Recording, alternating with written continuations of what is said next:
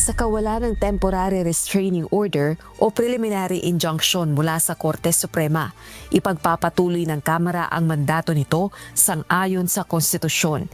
Yan ang pahayag ni House Speaker at Isabela 6th District Representative Faustino Boji D. III na wini-welcome ang kautusan ng Korte Suprema sa Kamara.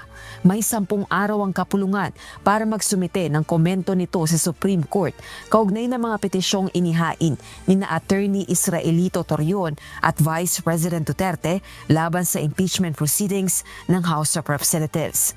Dagdag pa ng House Leader, itutuloy ng House Committee on Justice ang proseso ng impeachment laban kay Vice President Duterte alinsunod sa nakasaad sa ligang batas. Sa pamamagitan ito anya ng patas, maayos at nakabatay sa ebidensyang proseso kung saan bibigyan ng pagkakataon ang lahat ng partidong marinig ang kanilang panig.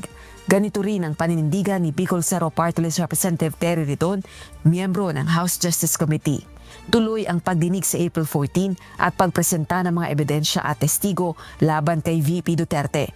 Kabilang narito si Ramil Madriaga, ang nagpapakilalang bagman ng Vice Presidente na inutusan umanong mag-deliver ng malaking halaga ng salapi sa iba't ibang tao. The April 14 hearing will proceed as it should. No? So the SALNs, the BIR documents, the income tax returns, the financial statements from the Securities and Exchange Commission will be submitted and will be presented on that date.